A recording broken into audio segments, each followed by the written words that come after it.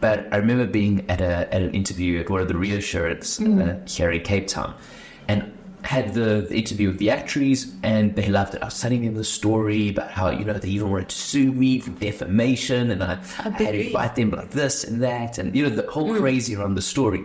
And they're like, wow, this is what we need at this company, actuaries with creativity, Michael, we've got 2 roles. You can choose which one you want. They're like, listen, there's a meeting with HR next week. It's just a formality, but we can't always start working with you. Tell the same crazy story to HR. Their eyes lit up, and I also didn't get a call back from them. So it's been interesting. It's not that I've wanted to take this non-traditional route. I think every time I've tried to, there was a time I did work for a almost normal company, because I was still very much startup, like they had craft beer on tap and we played Call of Duty at 4:00. So I can't exactly call that the corporate experience. And I did that for 14 months. Okay. And honestly, I did hate it. The work was fascinating. We were building back-end systems for insurance companies. So it was a little bit more tech focused. But just the idea of being like project managed and having someone, and I think what was tricky with that job was that there were multiple project managers and multiple clients. And whenever you're the new person here, they gave you all the troubled clients that we didn't really care about, but they were trying to do it. In the one company, it was like insurance meets pyramid scheme. And it was like, so you buy insurance, and then if you sell insurance to 5 of your friends, your premiums then come down. And then if your friends sell to their friends, you also get a cut of their commission then, and then you can start making. So it was this whole multi-level marketing, and now I had to program the system, but it was very small. And I remember just being, not the best experience. So I did try the corporate world for 14 months, but not for you. But wasn't necessarily for me. But it was interesting because then, of course, to become an actuary, you do need 3 years of work experience, supervised work experience.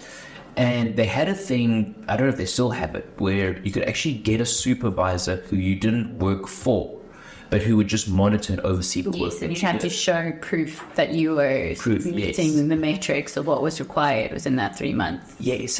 In like apprenticeship almost. Yeah, so I started meeting up with this person and showing them the work that I was kind of doing. And this is where the YouTube channel actually came in to be like a big asset. Speak to that. Because I would make, say, a video explaining how to do a capital model. I would then get phone calls. When did that start? Or let me just backtrack a little bit. Like, what was the thinking around that? Where did that start? Because obviously you've had a massive amount of traction now. Yes. But what was sort of like your intention around that? So I was struggling. With just the volume of work and studying and everything like that. So I thought, let me make videos so that I could watch myself study while I eat. Almost like video study notes. Okay, so this was already when you were still at university. So like... Okay, I just realized the origin was then. Yeah, so I was making those videos for myself. That's hilarious. Yeah, and then I just put them on YouTube and made them public. Store them? Just so, I could watch it on a different device. Yeah, no, YouTube is great from that perspective. But I didn't expect anyone to follow. Yes. And then before I knew it, I had 60 subscribers. Okay. And they would interact with me. They'd be like, oh no, you were wrong here, and oh no, you got this. And I was like, oh, this is actually valuable. Yeah, actually getting feedback and people critiquing my study notes. Yeah. And it's peer reviewed almost. Yes. And it was kind of and then because I didn't get all the exemptions at university, I was at 50 to 60. Yeah. There were so many, I got 59%. Oh, no, it was dreadful. And I was like, oh, why are you doing this to me? Why are you doing this to me? But because I then had to redo a lot of those exemption subjects, and I was like, oh, the whole YouTube, it became part of my study process. Yeah. So I was making a lot of those videos as my study. That was my thing. And I found when you became conscious of the fact that other people were not going to watch this, in your mind, if you were oh, the time value of money is, then you're like, oh, I actually don't know it. Exactly. You have to be more concise, and you have to kind of put more investment into the videos that you're making because you have an audience now. And so the audience actually improved my own studying ability, because now it was cool. It's almost that because I'm being watched, I have to perform better. Yes. You know, so, and I see that, when I do karting and my friends watch me, I somehow drive a little bit better. So I perform better under the crowd pressure. And it was almost like, studying, having people watch you. Yeah. And so you couldn't get away with I know what that is. It's like, well, you didn't explain it very well. Yeah. Like, at the back of your head. So making those videos very much became part of the studying process. Yeah. And then it was, it became quite interesting where the videos took on like a little bit of a career of their own. Okay. Because I'd either have students requesting certain videos, which I then just started making. Yeah. Or I had people reach out and say, oh, we saw your video on capital modeling. We've got a little project that we're working on. Can we pay you to, give us some advice or to do... amazing. So it actually became like a secondary income stream through that. It almost became the primary because the primary, it was like, I can now almost be like a consultant and show almost like your YouTube was your portfolio in a way, right? And they were like, okay, he knows what he's talking about, let's give him a piece of work to do. And I thought like, if you're hiring someone to do a job, if they say, I can do it, versus them showing you that they've done it already, it's not even comparable. They'd be like, it's a no-brainer. Let's do this. Yeah. So I had very interesting people contacting me. I almost spoke to the premier of Bermuda. That's what that's because of one of the videos that I had created. This was around 2015, 2016. I'd spoken about how blockchain could be quite an interesting technology to bring these catastrophe bonds to, the general public. Yeah. Because of the way that you can fracture it and all that kind of stuff. And a group of lawyers had seen the video and they were like, we're actually pitching a similar idea to the Premier of Bermuda. Don't you want to come on board as our expert consultant? 20-something back then, but I'm the expert consultant. And it was interesting. We spoke to their assistants and all that kind of stuff. Eventually it didn't come because I said to them, for the first one, make the interest rate zero. Just make the interest rate zero. I still think people will invest in a catastrophe bond at a 0% yield purely because of the novelty of it. And it's like you call it fire coin, water coin, this whatever coin. Yeah. And then, if there's a fire in California, the tokens are worth less. If there's a tsunami in Japan, the water tokens are worth less. Yes. And I said people will buy it because it's almost like a form of charity, donating before the cause kind of happens. And I was like, I think, and this is where I'm a little bit different to actuaries. I sometimes get into arguments on LinkedIn. I'm very happy to dabble in non-rational reasoning. Okay. So this would be an example of it, saying, let's release a product that pays a 0% interest. These lawyers were like, no. They're like, no. There has to be, some sort of compensation. But the Premier of Bermuda almost got like, we can imagine going to Bermuda and saying, you're going to raise all this money and on a 0% interest rate. Do you want to give it a go? They probably would have said, what's there for us to lose? We could have set up the whole structure, the whole channel. And even if no one bought the bonds or, if we didn't have a full, take up, everything would then be in place, then do the next one or the more traditional one. Yes. But because these lawyers wanted to make a lot of money right from the get-go, that project ended up dying. What was weird, I got another phone call almost 6 years later from a group of lawyers in Singapore who they wanted to do something similar and also get me on board. But by that time I was working for a company called Polygon. Okay. It was an interesting one because I was it was working remotely but getting to travel the world. It was quite a fun job. Not actuarial though. What was your role there? I was the NFT expert. Okay. Yeah. Okay. So I remember part of the job involved me speaking to the CEO of Ferrari and explaining NFTs by showing him Pokemon cards. Okay. And I was like, wait. For our audience, just stop there. Explain what an NFT is, because they probably like to see, you need an EFT.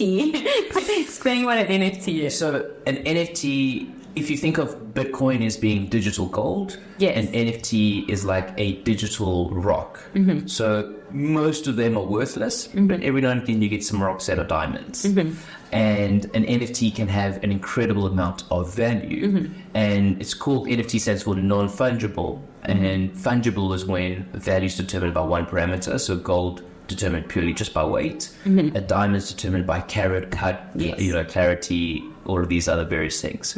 So NFT just means multiple variables are determining the value. So Ferrari, what we could have had is you could have bought a digital Ferrari, and that's the key of that is an NFT. So let's say you're playing Gran Turismo or Grand Theft Auto or Need for Speed or whatever other game. If you have this Ferrari NFT, it would allow you to go into each of these games and drive, with the 458. How incredible. That's such a smart, such a cool way of incorporating it into that world. Yeah, because a lot of the games that I grew up with, you couldn't drive with a Ferrari. So they were very protective Of course. their IP. Yeah, and their brand and what's these represented. Yeah. And so we were talking to Ferrari by saying this is a way you can actually, and you can make it limited. So imagine 100%, and it becomes even more valuable in that case. Imagine there was only 1,000 digital Ferraris to play in these various Madness. games. It's like a Charlie in the Chocolate Factory kind of idea. Well, how much would people pay for that? Exactly. People would pay because they would then flex online. If you're playing Fortnite, I even see it in Fortnite now. You can buy a McLaren. You can spend real money, Genuine. and then your car in the game is a McLaren instead of their made-up. Yes. So it could very well have, and it was quite interesting because we even were speaking to Epic Games, Polygon, about maybe bringing in NFTs, and that's like when Fortnite did this whole collaboration with Lego. I was like, they finally got around doing it. I remember being, it's on the preliminary discussions, like hearing that this might happen. But what was really cool about it, and I think it's weird, I might not have been doing actuarial work, but Polygon was very impressed that I was an actuary. So this is why they were very comfortable to have me speak at events or speak to the CEOs of Ferrari. Credibility that comes with they weren't just like, this is some random guy. They could introduce me to Ferrari. This is Michael. He's a fellow of the Actuarial Society of South Africa. Yeah. Let him explain to you.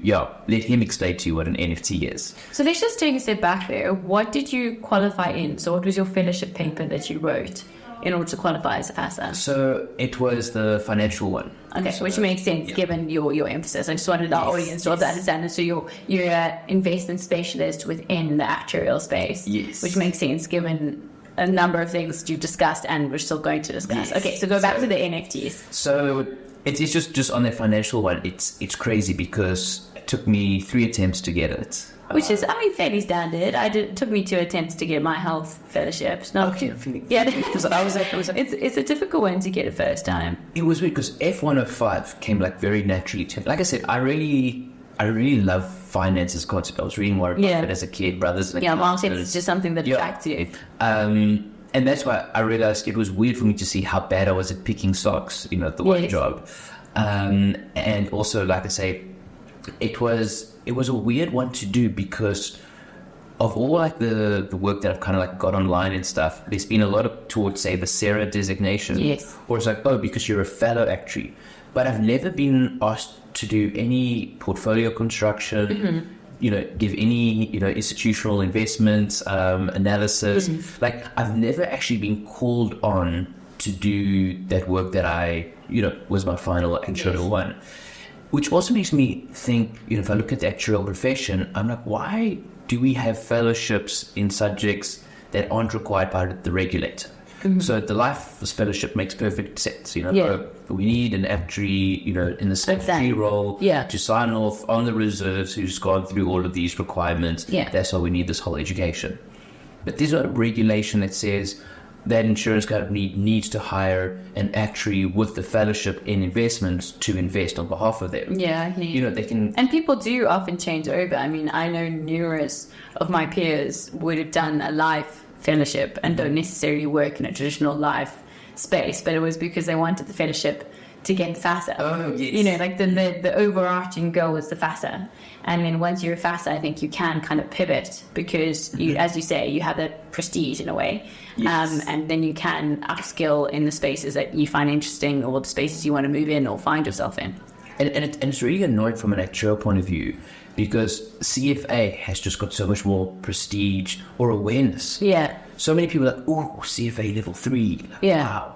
And then you look at, say, what the actuarial financial thing is, it was very similar to CFA level. Yeah. In fact, There's a lot we would be sometimes on the same webcast, or we would share Because you study the same topics. And You're studying like the same kind of topics. dynamics, yeah. But, you know,